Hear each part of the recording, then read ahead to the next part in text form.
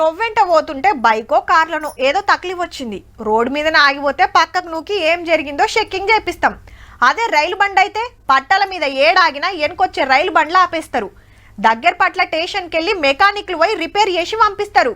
ఇక సముద్రంలో తిరిగే ఓడలైతే బుడ్డ పడవల్ల ఇంజనీర్లు వచ్చి చెక్కింగ్ చేస్తారు. అన్నిటికీ ఛాన్స్ ఉంటది కానీ గాల్లో అట్లా కుదరదు కదా. కుట్ర లేదు, కుతంత్రం లేదు, పైలట్ల తప్పు లేదు, ఇంజన్ల ఫాల్ట్ లేదు. విమానం మంచిగానే ఉన్నది, పిట్టలు గిట్టలు ఏం దాకలే. మరి ఎట్లా కూలిందంటే ఇంజన్ కు సమ్మర్ సప్లై గాక 2 ఇంజన్లు ఉంటే రెండింటికి ఇట్లనే అయిందని ఎంక్వైరీ చేసిన వాళ్ళు 10 కమ్మల రిపోర్ట్ ఇచ్చిర్రు. ఇయాల బరాబర్ 4 రోజుల కిందటి ఇదే దినం అహ్మదాబాద్ డిపోలు ఇట్లా గాలికి లేచిందో లేదో రెక్కలు తెగిన పచ్చి లెక్క 32 సెకండ్లలోనే తుపుక్కున కూలింది. సమ్మర్ కంట్రోల్ చేసే కట్కలు బంద్ అయ్యి ఆయిల్ సప్లై కాలేదట. గవి ఎందుకు బంద్ చేసినామని పెద్ద పైలట్ నేను ఆపలేదని చిన్న పైలట్ మాట్లాడుకున్నది రికార్డ్ అయిందట.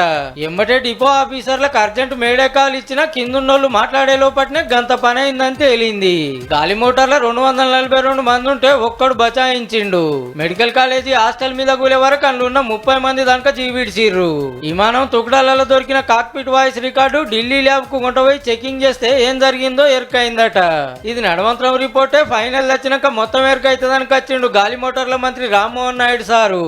The most wonderful workforce in terms of pilots and the crew in the whole world. We care for the welfare and the well-being of our pilots also. కానీ అంత checking చేసి okay అనుకున్నాకనే విమానం చాలు అవుతుంది.